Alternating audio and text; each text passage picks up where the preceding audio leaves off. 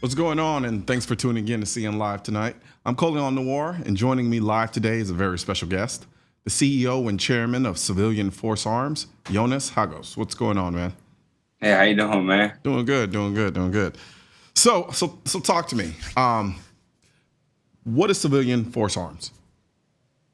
Civilian Force Arms is AR-15, AR-10, manufactured based out of Yorkville, Illinois, that I founded in my basement. Gotcha. And so, how long has the company been in existence? As far as we've been a corporation going on 3 years. About 3 years. I've been doing it longer than that. So what got you started on actually setting up a business like this? Like, what made you just wake up one day and say, "Oh, you know what? I just want to start building ARs." I'm prior military. Kind of picked up the love of guns in the military. So once I got back, I got settled. Kind of got bored, so I started going back to my roots, playing with the ARs. And once people realized, man, there's this prior military guy that kind of knows how to build these pretty good. So it kept spreading. I was like, I'm kind of half crazy. So I said, I'm going to go ahead and start this company. So what obstacles? Crazy part, but I'm passionate about it. And, the saying is, if you love what you do, you don't work a day in your life. Yeah. No, I mean, I can't. I'm walking, talking testament to that. What is it? Were there any initial kind of hurdles that you had to overcome in the beginning when you first started the company? Or what was the hardest part about starting a gun manufacturing company?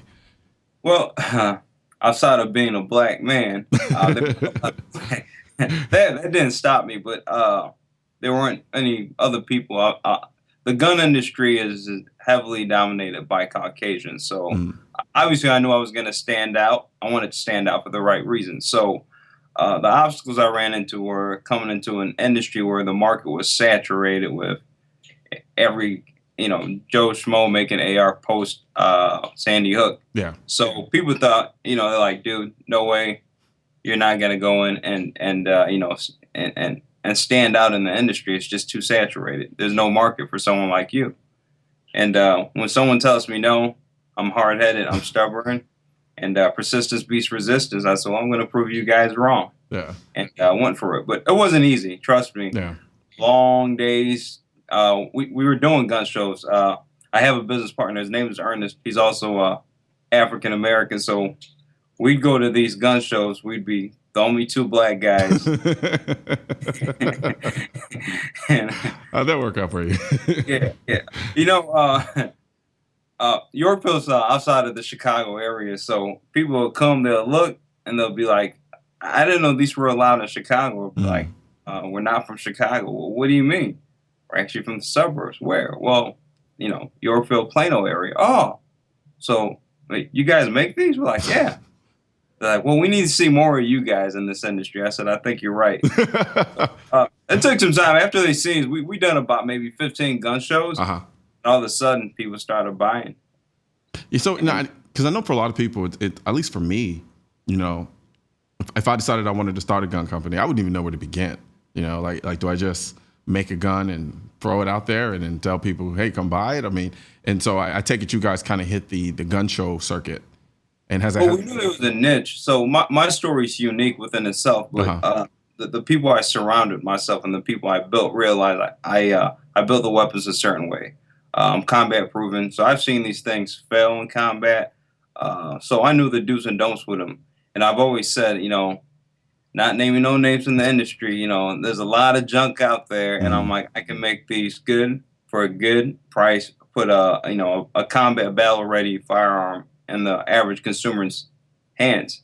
So that was one of my many reasons. But yeah, there's no pamphlet or book that says how to start a manufacturing a business in the firearms. So part of it was I'm business savvy. I have other businesses I do. So I kind of took that and just kept going, I'd fall flat on my face. I pick back up and keep going. Moving. Yeah. Yes, sir. So now for the kind of general consumer out there, in a lot of ways for many people, they're picking a lot of their ARs based off aesthetics or what the guy behind the counter tells them, things of that nature. From your side of the bench, what things should, generally speaking, people be looking for in terms of a quality AR? if I'm just somebody I'm regular Joe Schmo, I don't really know too much about firearms, but I know I want an AR-15.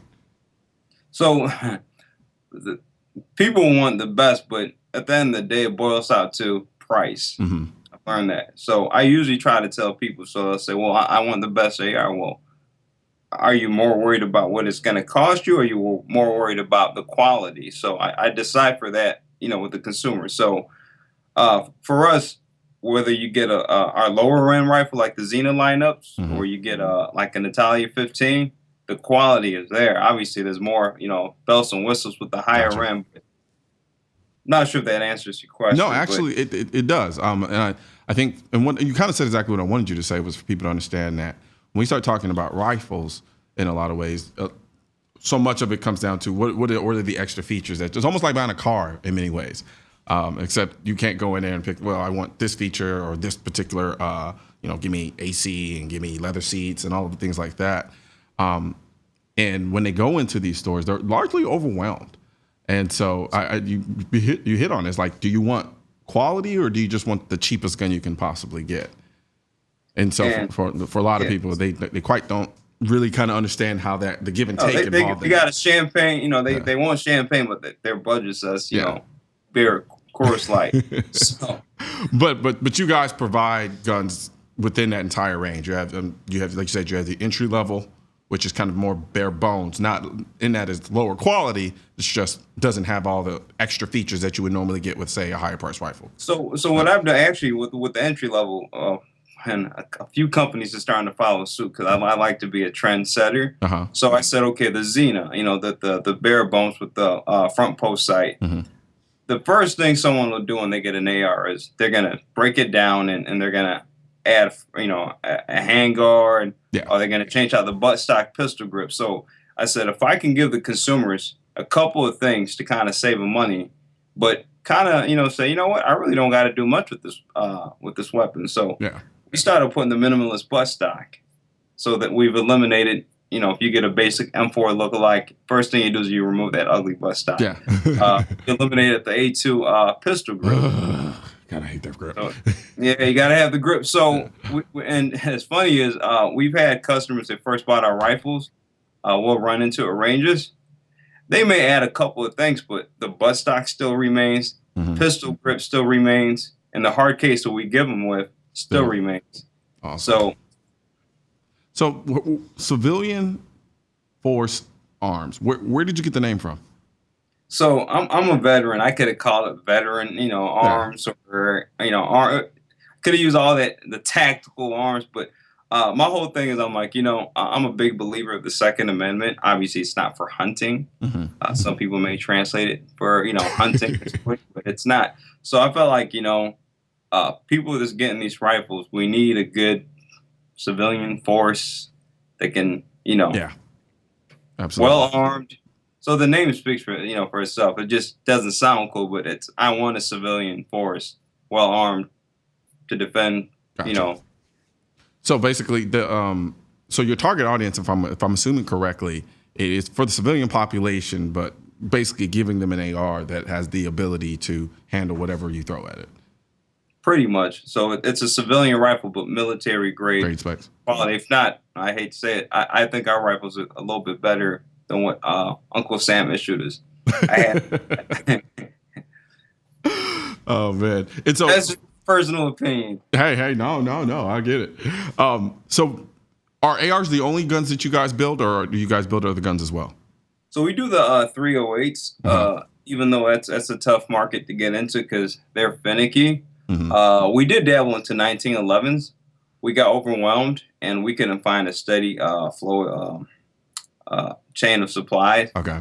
And we got busy. So last year when the shooting happened in Cali, kind of things changed to where we just got overwhelmed. We went from 2 weeks behind to 8 weeks behind to 20 weeks behind. We just said, you know what, the 1911s take too long to manufacture because they're you got to hand file them and all that stuff. So there's no way we'll be able to meet the demand as far as on the AR side versus, trying to do all of the above. Okay, so you guys have largely kind of stuck with the AR-15s and AR-10s.